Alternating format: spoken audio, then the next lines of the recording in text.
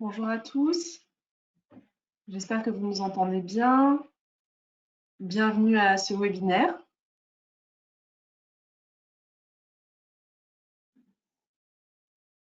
Alors, on va attendre encore quelques minutes.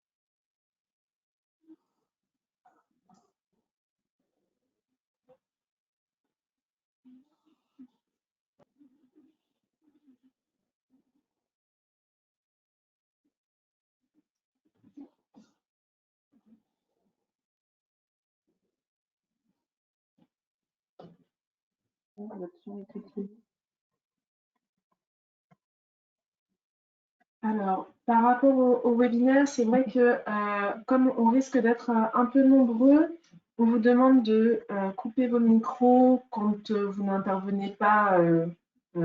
Bien sûr, vous pouvez nous poser des questions au fil de l'eau, il n'y a pas de souci.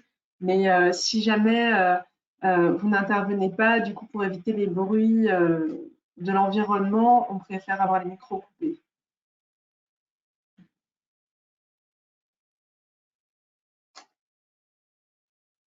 Alors, on va peut-être démarrer.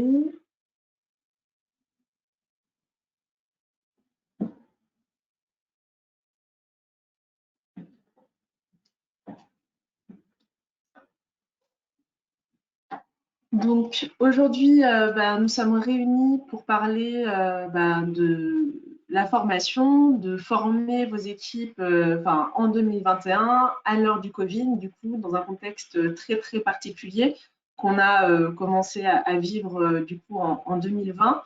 Et du coup, c'était à la fois pour vous partager notre retour d'expérience sur le sujet, mais également proposer des solutions de formation dans le secteur de la construction et du coup évoquer quelques points en particulier, notamment sur les éléments chiffrés qu'on peut avoir sur le retour d'expérience 2019-2020 et aussi la projection sur 2021, la découverte de nos solutions de formation qu'on a mis en place avec ce retour d'expérience, le panorama des sujets d'actualité dans notre secteur, puisque en fait, c'est quand même intéressant de voir ces éléments-là sur 2021, c'est qu'est-ce qui nous anime en formation dans notre secteur d'activité, et aussi un focus sur les formations sur mesure euh, pour voir ce qui peut être possible de mettre en place.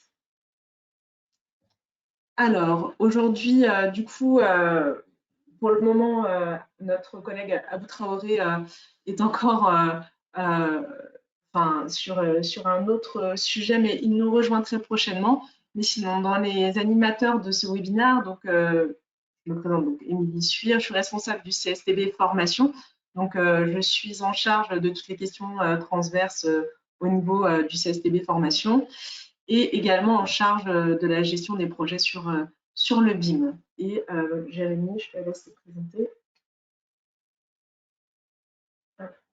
Jérémy. Donc, bonjour à tous. Donc, Jérémy de Oliveira, chef de projet au CSTB Formation et principalement en charge des thématiques sur la transition écologique, tout ce qui va être la réglementation et les bâtiments intelligents. Voilà, et notre collègue Abou Traoré est en charge du coup de la partie santé-confort, prévention des pathologies, produits et procédés techniques et conduite d'opération. Donc, qui sont les différents sujets que nous traitons au niveau du CSTB formation.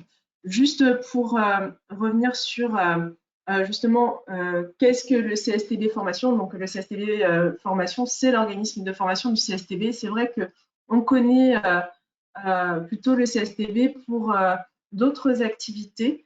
Mais l'organisme de formation du CSTB existe depuis plus de 40 ans et on forme principalement la maîtrise d'ouvrage et la maîtrise d'œuvre, sachant que notre mission est principalement d'accompagner sur les transitions et l'innovation. Donc la transition environnementale, la transition numériques, mais également les aspects réglementaires et tout ce qui est lié également aux produits, aux procédés techniques liés à l'innovation. Donc, on est certifié Calliope, Datadocké et certifié ISO 9001. Donc, on vous a repris quelques éléments chiffrés pour voilà, évoquer un peu qui on est et ce que l'on fait. Juste, c'était pour un petit élément de cadrage global. Sur, du coup, la formation pardon, excusez-moi. La formation en quelques chiffres. Alors, du coup, on vous propose dans un premier temps de répondre à, excusez-moi, voilà. De répondre à une petite question. Alors, je lance le sondage. Normalement, vous devez voir apparaître. Oui, on voit bien. Alors, on vous propose de répondre à cette petite question. Selon vous, que signifie FNE? Pour voir si vous avez déjà entendu parler de ce point en particulier. Alors, du coup,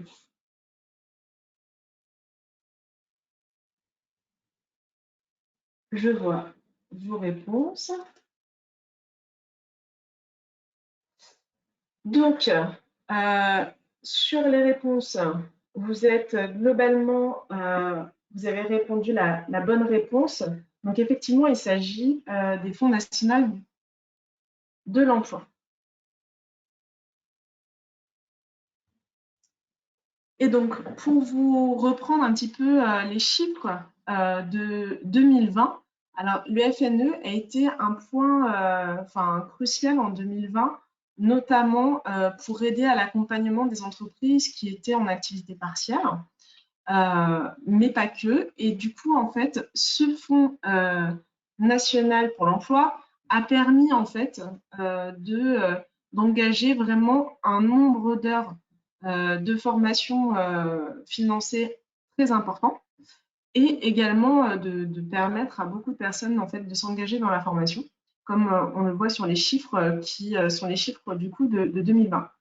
Il faut savoir que ces fonds sont également remis en place pour 2021 avec des nouvelles conditions. Et du coup, en fait, on vous a mis ici le lien vers le site du gouvernement qui explicite les nouvelles conditions. Mais globalement, en fait, ce qui est important de savoir pour obtenir des fonds, pour savoir si vous êtes dans les critères, les différents critères qui sont concernés pour pouvoir financer votre formation. Ah, pardon.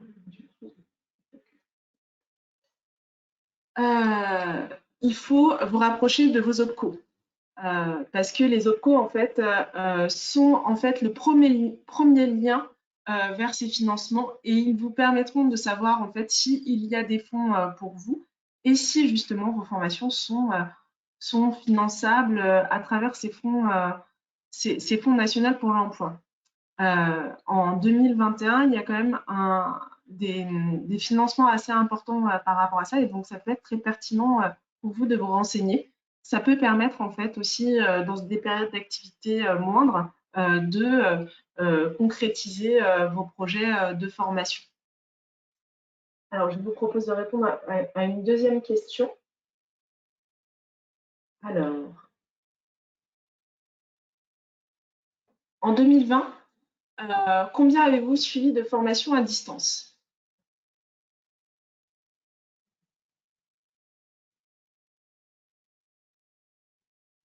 Alors, pour la question qui est posée, du coup, sur le support de présentation, bien sûr, vous aurez le support de présentation à l'issue de ce webinaire pour avoir les liens vers les différentes explications, notamment pour les fonds et puis également d'autres liens par la suite.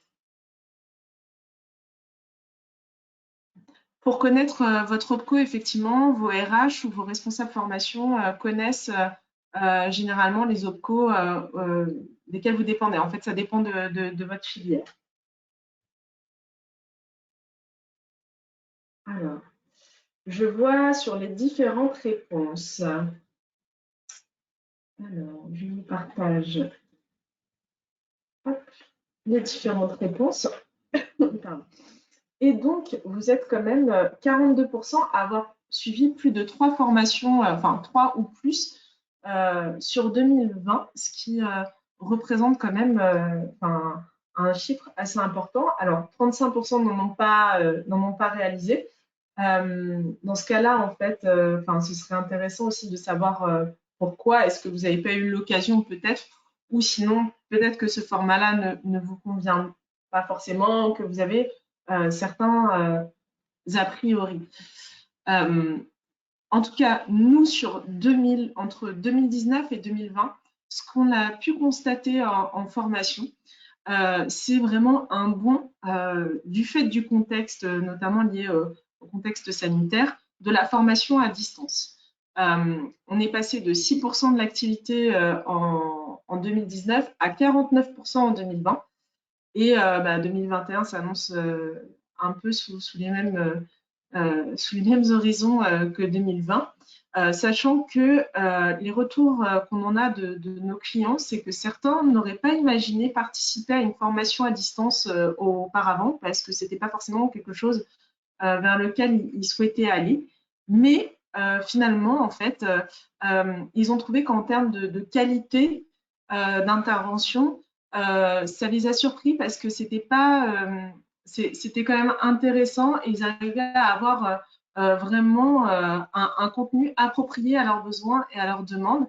Et le format, la modalité, n'était pas forcément un frein à l'accès à ces contenus. Et donc, du coup, on voit quand même qu'il y a un changement de pratique dans la formation à distance et un changement d'appréhension de ce sujet-là. Et d'ailleurs, par rapport à ça, par rapport à ce changement, dans les pratiques, notamment dans les pratiques de commande de formation, selon vous, quel est le pourcentage d'entreprises qui disent vouloir développer la formation à distance en 2021?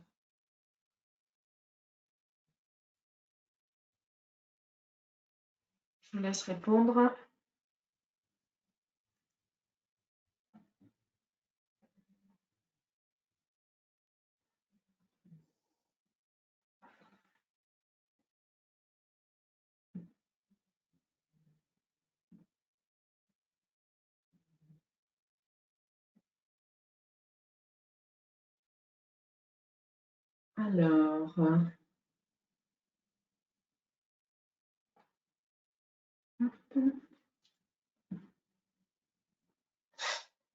Alors, la plupart d'entre vous, vous avez répondu que 73% en fait ont décidé de s'orienter vers la formation à distance.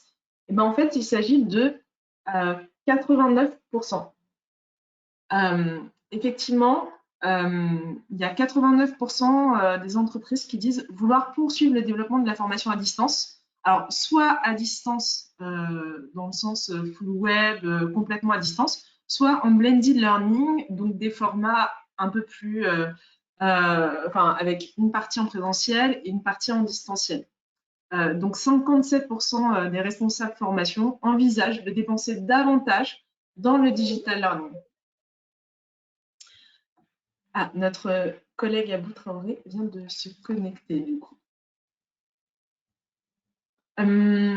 Donc, en fait, il y a une vraie tendance 2021 sur la formation à distance et l'orientation vers le digital. Alors, c'est vrai que c'est fortement lié au contexte, mais comme je vous le disais, les pratiques évoluent aussi et on voit quand même qu'il y a certains avantages concernant les pratiques de la formation à distance, notamment sur le gain de temps, de déplacement. Enfin, on va voir tous ces différents aspects.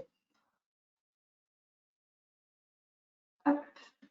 Alors aujourd'hui, là, justement, je vous propose de voir les différentes solutions que nous, on a développées à partir de ces constats et différentes questions qui sont posées à nous durant l'année 2020 et du coup, les éléments que nous avons mis en place en 2021. Donc, sur les différentes solutions, donc il y a une diversité de solutions. Nous, ce qu'on a fait comme choix, c'est de continuer également de proposer des formations. Certaines formations sont encore disponibles en présentiel. Pourquoi? Parce que déjà, il y a des personnes qui préfèrent aussi le contact et qui a la possibilité, en fait, dans le cadre du présentiel, d'avoir des échanges aussi entre les participants qui sont effectivement un peu moins présents quand on est sur du distanciel, même si on essaye de pallier à ce manque quand on fait des formations à distance. Et donc pour ça, on a mis en place un protocole sanitaire strict avec vraiment, enfin voilà, des espacements entre les stagiaires. Le midi, vous avez des plateaux repas, vous êtes à 2 mètres d'écart, il y a du gel hydroalcoolique. Enfin voilà, on essaye de maîtriser un maximum les espaces où on vous reçoit et de mettre en place un protocole vraiment adapté. Par contre, ce qu'on a mis en place aussi, c'est durant ces formations qui sont mises en place en présentiel, il y a la possibilité de certaines personnes d'y accéder à distance via en fait un lien de classe virtuelle, mais c'est en synchrone, c'est-à-dire que c'est la même formation, vous êtes en fait comme si vous étiez dans la salle, mais à distance. Donc c'est la même formation. Donc il y a des personnes qui sont en présentiel et des personnes en distanciel sur l'ensemble de notre offre. On a voulu mettre ça en place vraiment pour permettre un accès à tous et que, par exemple, il y a des entreprises qui ne permettent pas en ce moment de faire des déplacements parce que justement, c'est les politiques d'entreprise. Et donc, on s'est dit que ça permettait en fait d'offrir cet accès-là et que aujourd'hui, le retour d'expérience nous montre que certaines personnes en fait ont besoin de certaines formations et que cet accès à distance est nécessaire. Ensuite, on a aussi les offres sur mesure. Il y a des entreprises qui font le choix de justement faire une formation en intra chez eux ou une formation adaptée parce qu'ils veulent un projet distanciel hyper spécifique lié à leur contexte et du coup de mettre en place quelque chose selon vos contraintes. Donc ça, c'est tout à fait possible. On peut en discuter ensemble, définir le projet et mettre en place quelque chose, soit en présentiel, en mixte, en distanciel. Enfin, c'est assez ouvert. Et dans la formation à distance, ben là, en fait, aussi, on a une variété de formats, notamment à travers le full web. Le CSTB a une plateforme de formation à distance où on met en place des formations en e-learning, des formations en replay. Ça, c'est vraiment une nouveauté de 2020. On a permis aussi à certaines formations d'être disponibles en replay, notamment parce qu'il y avait des personnes, on a eu cette question-là à l'étranger, qui avaient des variations au niveau des horaires. Ça permet aussi d'avoir accès à la formation. Donc, on est vraiment sensible aujourd'hui à rendre accessibles nos contenus de différentes façons pour correspondre à vos contraintes, à vos besoins. Et aussi en full web, donc le CSTB met en place aussi des MOOC.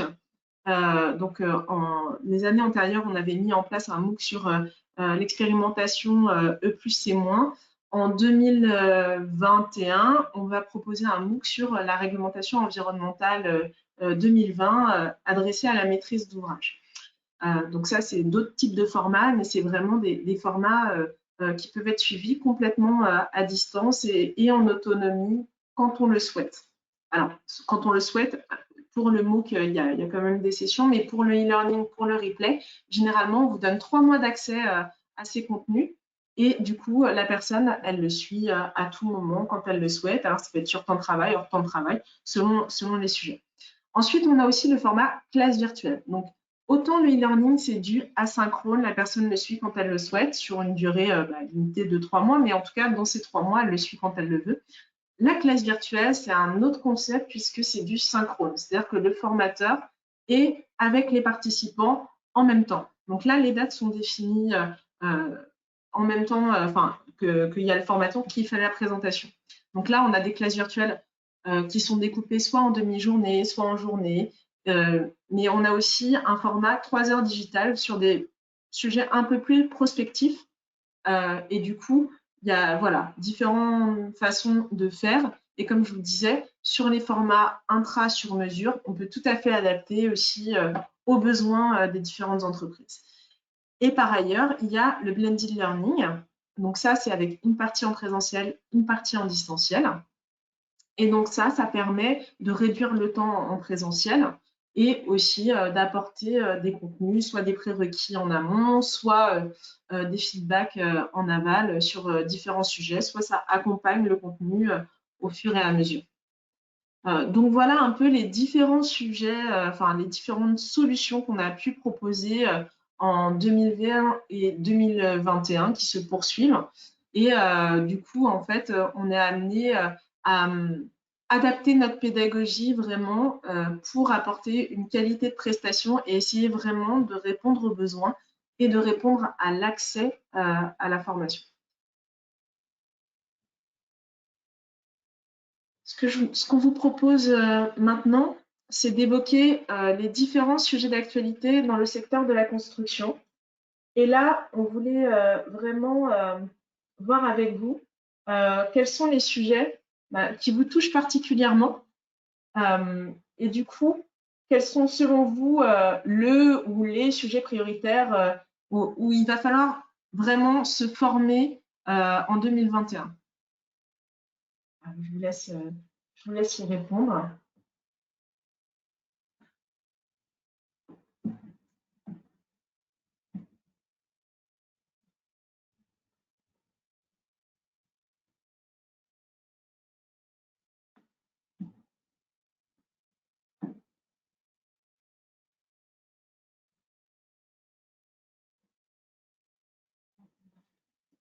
Alors, j'attends juste que vous ayez que le taux de participation au sondage augmente un petit peu.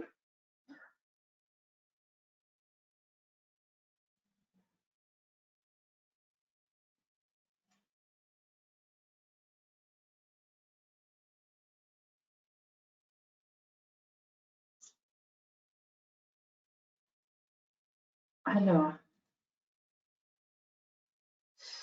selon vos réponses, c'est très intéressant. Donc, à 50%, vous estimez que du coup, le sujet pour lequel il faut se former en priorité, c'est la RE 2020. Et à 50% sur les aspects liés à la rénovation. Le smart building et le BIM, du coup, à 27% et la gestion de crise sanitaire à 14%.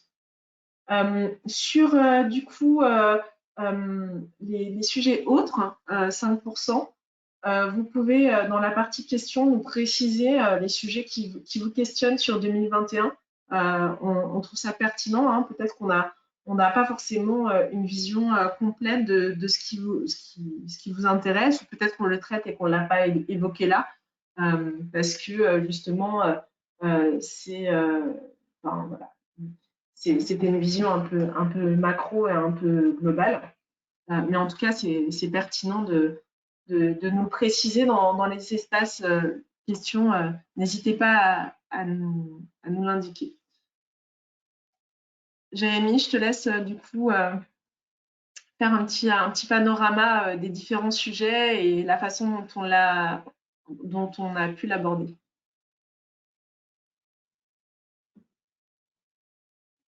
Donc, comme vous l'avez mis dans le sondage, on voit que le sujet de la RE 2020, qui est en fait la nouvelle réglementation environnementale, va être un sujet impactant pour la profession, que ce soit sur cette année ou les années à venir. Reprenons un petit peu le contexte. En fait, la RE 2020, qu'est-ce que c'est? C'est la suite de la RT 2012. Donc, on a eu la RT 2012 en 2012, même si on va voir que les dates ne correspondent pas forcément. Après, on a eu une expérimentation, le plus c'est moins, qui était l'expérimentation énergie carbone et dont le but, en fait, était de travailler sur des expérimentations pour ajuster au mieux, en fait, les seuils et les niveaux qui allaient être retenus pour la RE 2020. La RE 2020, on voit qu'elle ne s'appelle pas RT 2020, mais RE 2020, parce que contrairement à la RT 2012 qui traitait uniquement de la partie énergétique du bâtiment, on va maintenant avoir dans la réglementation une partie environnementale. Donc, on va analyser les émissions de gaz à effet de serre qui vont être rejetées pendant la construction du bâtiment ou pendant son exploitation jusqu'à sa destruction. On voit qu'on a cet ajout-là qui va être très, très nouveau pour la profession, qui n'avait pas l'habitude, en fait, de prendre ces aspects-là forcément en considération. Donc, on devrait avoir une publication des textes réglementaires fin de premier semestre, donc d'ici juin.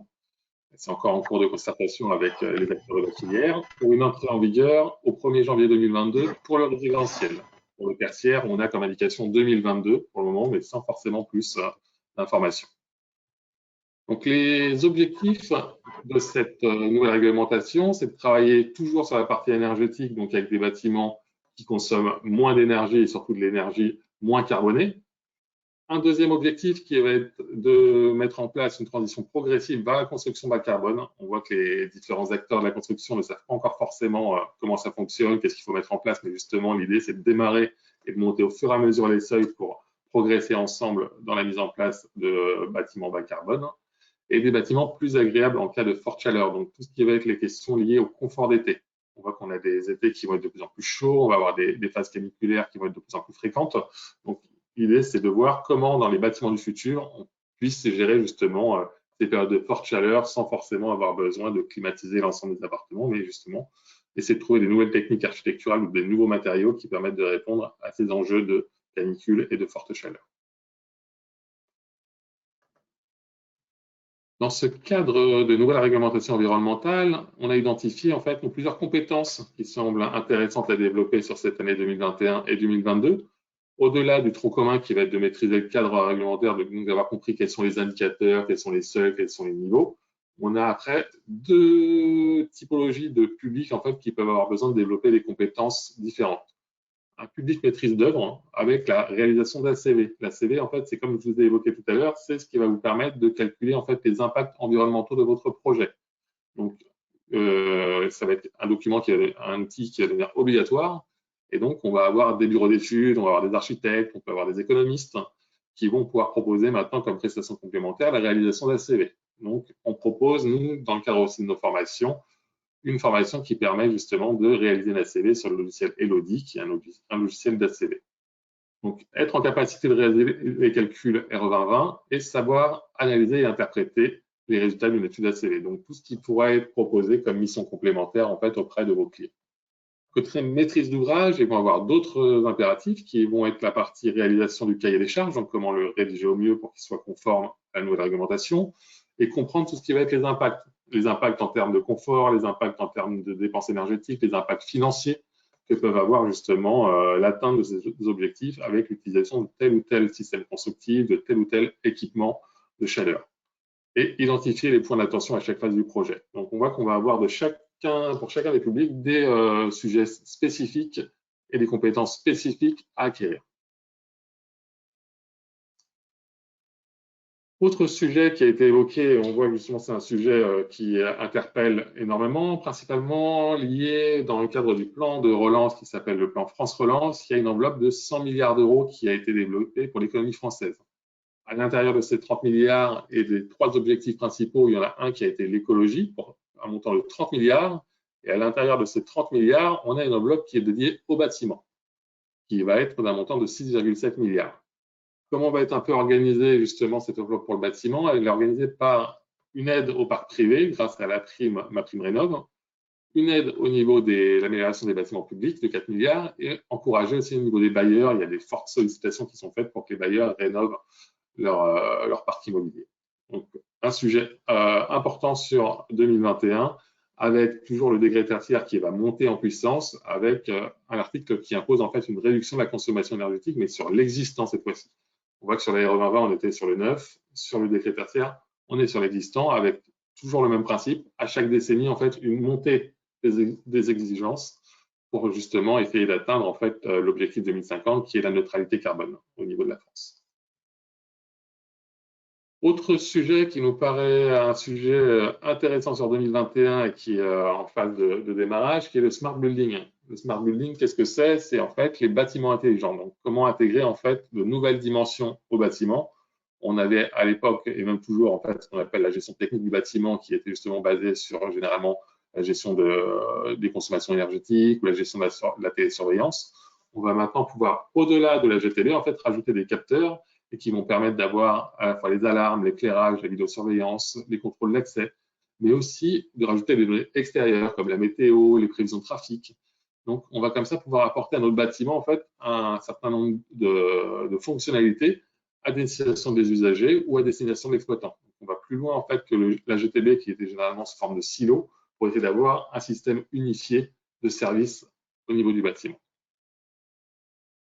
On voit que c'est en plus quelque chose qui correspond aux besoins actuels, c'est-à-dire que de plus en plus, les entreprises et les salariés recherchent de la flexibilité.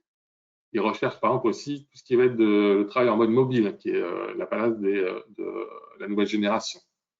On voit aussi que le bâtiment est un élément important. L'endroit où on travaille va impacter forcément les résultats, le bien-être au travail et tout ce qui va autour. Au niveau de l'un de nos partenaires, Certivia, il y a un label qui a été monté en partenariat avec la SBA, qui est le label R2S et qui permet justement d'encadrer tout ce que les bonnes pratiques et tout ce qui va être une méthodologie pour justement réaliser un bâtiment smart. C'est un label qui est sorti il y a assez peu de temps et qui permet justement d'accompagner les maîtres d'ouvrage qui souhaiteraient se lancer dans la révolution du smart au niveau de leur bâtiment. Donc voilà un petit peu 3 sujets qui nous paraissaient importants d'évoquer avec vous. La RE 2020, la rénovation, le smart. Il y aurait eu d'autres sujets qu'on aurait pu évoquer, comme le BIM. Il y a aussi un sujet qui continue, comme les maisons ou les bâtiments à ossature en bois, le hors-site. On voit qu'on a plein, l'économie circulaire, par exemple. On voit qu'on a d'autres sujets aussi qui émergent de plus en plus fortement, et nous, on le voit aussi au niveau des formations, avec de plus en plus de personnes qui assistent à ce type de stage.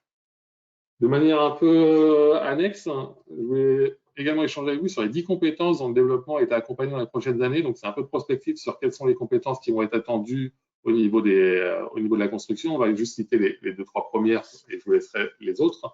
Donc, on a un sujet sur la gestion des déchets, le recyclage, la réutilisation, donc tout ce qui va être l'économie circulaire. Donc, ça, c'est des compétences qui sont de plus en plus recherchées au niveau des entreprises. On va aussi avoir tout ce qui va être l'aide de financement, le conseil pour la rénovation énergétique et les différentes aides qu'ils peuvent obtenir. Et on peut aussi avoir par exemple le BIM. Donc on voit que c'est énormément de sujets nouveaux sur lesquels la profession va devoir se pencher avec un manque de main-d'œuvre dans beaucoup de ces compétences-là, mais heureusement des formations sur le marché existantes pour ceux qui sont déjà sortis de l'école ou pour ceux qui y seront encore. Donc voilà au niveau des différentes thématiques. Au niveau de notre offre, on voit que justement, nous, on s'est intéressé à quelles vont être les compétences attendues par rapport aux nouvelles révolutions technologiques qui vont intervenir dans le secteur. Et on a déployé toute une offre de solutions adaptées pour l'ensemble des populations et l'ensemble des besoins, que ce soit des formations en salle, que ce soit des formations en mixte, des classes virtuelles, des modules e-learning et un MOOC sur la réglementation RE 2020.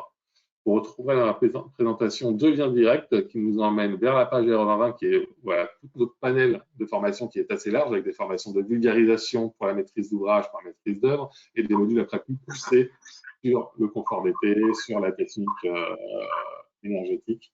Donc on peut aller assez loin. Je vous conseille d'aller voir sur notre site si vous voulez vous renseigner où vous aurez le détail des dates, des programmes, des tarifs et des lieux de formation.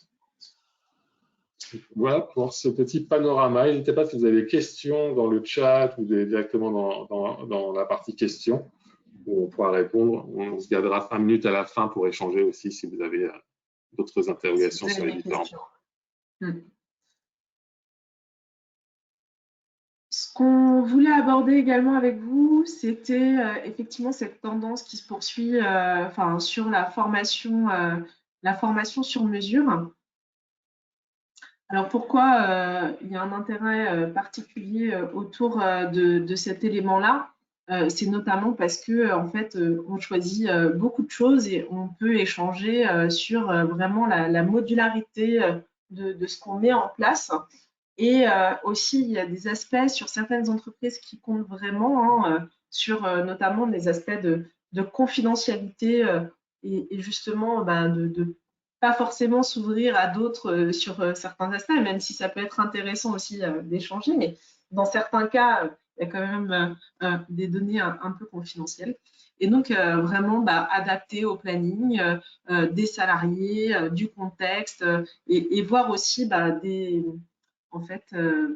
économies d'échelle, puisque en fait, la formation intra, c'est vraiment plutôt l'achat de la mise à disposition d'un intervenant de la mise en place du programme, de la mise à disposition de l'intervenant. Et du coup, ce n'est plus un coût comme en interne, on peut avoir, comme dans notre offre catalogue, un prix par participant. Donc, il y a vraiment voilà, une réflexion à avoir sur la mise en place de ces éléments-là. Du coup, Abou, si tu peux peut-être revenir sur les différents projets intra qu'on a pu réaliser. Hop, je te donne la main. D'accord. Bonjour à tous. Donc là, on part sur un premier projet sur lequel on a accompagné un acteur majeur du transport dans un cursus de formation sur l'aménagement des gares. On a ciblé différentes thématiques avec eux, enfin sur l'accessibilité, l'aménagement architectural, les innovations architecturales qui contenaient également la qualité des ambiances, mais aussi la sécurité incendie. Donc c'est un projet sur lequel on a planifié 10 sessions qui se sont réalisées sur 40 jours et on est arrivé à un total de 150 personnes formées. Sur les différentes étapes du projet, on a démarré par des différentes réunions de cadrage pour caler le besoin avec le client. Car au départ, les différents thèmes à aborder n'étaient pas forcément très clairs et forcément bien exprimés dans le besoin. Ensuite, il y a une co-conception du contenu avec différents interlocuteurs du client, notamment des responsables opérationnels pour bien cadrer vis-à-vis des référentiels qu'ils avaient à appliquer au niveau des participants, mais aussi au niveau des sous-traitants. Ensuite, on a eu la mise en place d'une session pilote avec l'intervention justement des responsables opérationnels qui permettait de contextualiser au niveau de la formation. Et enfin, on a déployé les différentes sessions sur 1 an et demi à raison d'une session par mois. Donc ça, c'était le premier projet sur lequel qu'on souhaitait vous présenter. Ensuite, il y a eu le second projet, c'était plutôt sur la conception d'un dispositif mixte, mélangeant à la fois du présentiel et du distanciel. Donc, ce projet était pour la Caisse des dépôts, qui a lancé un appel d'offres auquel nous avions répondu et pour lesquels nous avons été retenus. Donc, sur ce projet, on note également les réunions de cadrage qui sont nécessaires pour définir et cadrer le besoin. Ensuite, il y a eu la co-conception du dispositif pour lequel nous avions proposé une vidéo teaser pour comment dire, engager les participants. Exactement, pour engager les participants. Merci Mehdi. Ensuite, la conception d'un module e-learning d'une durée de 2 heures avec notre intervenante, mais aussi un intervenant interne à la Caisse des dépôts. Conception du contenu de la formation en salle, et puis on avait proposé également en option une classe virtuelle pour un retour d'expérience. Donc l'étape suivante a été les tournages vidéo pour concevoir le teaser et le module e-learning. Vous avez d'ailleurs une petite image du contenu e-learning sur votre droite. Ensuite, il y a eu le déploiement de la session pilote, et puis il y a eu la réalisation de la session pilote, puis le déploiement des sessions. Donc sur ce projet, on a programmé 7 sessions. Actuellement, il y en a eu 4 de réalisées et 3 qui sont en cours de réalisation. C'est un dispositif, ce dispositif mixte est sur une journée en présentiel et 2 heures en e-learning. Et le volume de personnes à former est environ 70 personnes. Après, donc, en fait, l'idée, c'est de... Pardon, excuse-moi Abou, mais ce qui est intéressant dans ce projet-là, c'est vraiment la co-construction qu'on a pu avoir. Et c'est vrai que nous, comme on dispose quand même de moyens pour mettre en place de la formation e-learning pour du sur-mesure, parce qu'on dispose d'un studio, on a 2 personnes qui travaillent à plein temps sur la conception de modules en distanciel. Donc, on est en capacité de déployer. Et c'est vrai que dans le cadre d'un projet où il y a beaucoup de personnes qui qui sont concernés, c'est intéressant de déployer ce type de dispositif parce que aussi c'est un gain de temps et ça permet de faire passer des messages importants. Quand on est sur des contenus en plus qui sont stabilisés, ça peut permettre d'avoir quelque chose qui est pertinent dans la durée et donc qui peut se dérouler au fil de l'eau.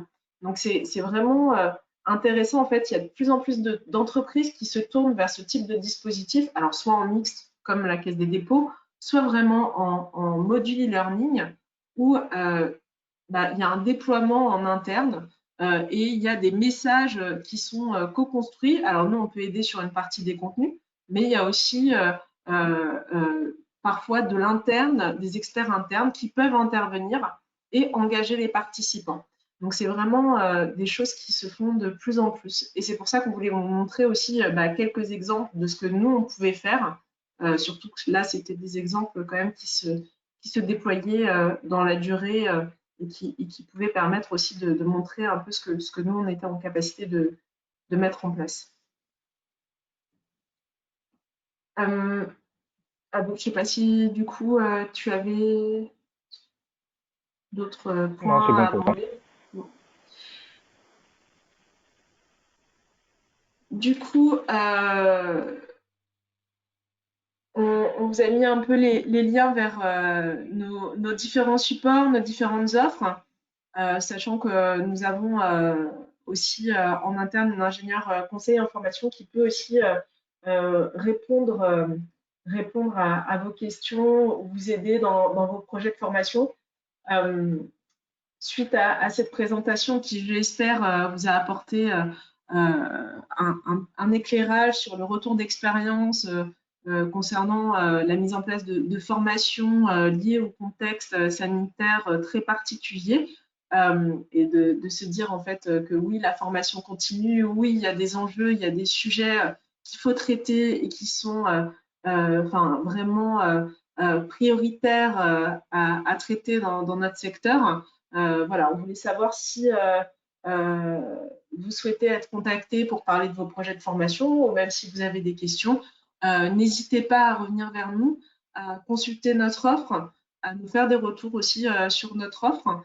Et du coup, on est à votre disposition pour pouvoir continuer. Donc, je ne sais pas si des gens, vous pouvez intervenir, hein, si vous avez directement des questions. Du coup, vous pouvez même mettre votre micro ou sinon euh, également poser les questions par écrit si jamais vous avez des questions en particulier.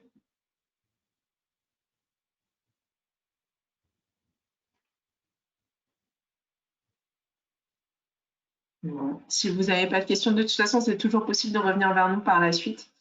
Et dans ce cas-là, on vous remercie d'avoir participé à ce webinaire. Alors, j'avais une question dans le cadre d'une reconversation.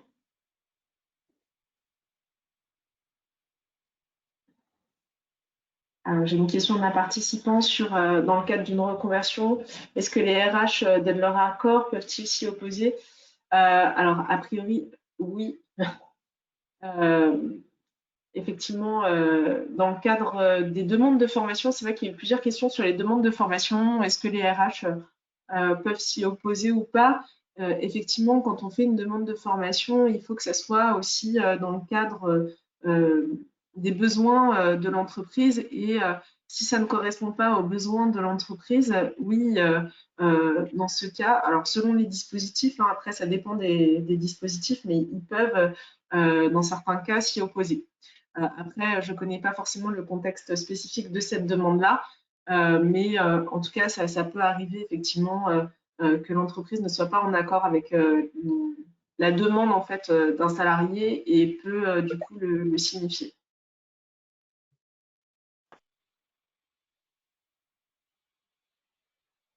Du coup, on vous transmettra la présentation des éléments d'aujourd'hui à travers un message suite à ce webinaire. Et du coup, on vous remercie pour votre participation et on vous dit à très bientôt.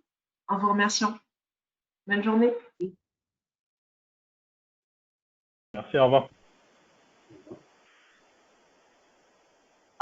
Merci, au revoir. Merci, au revoir.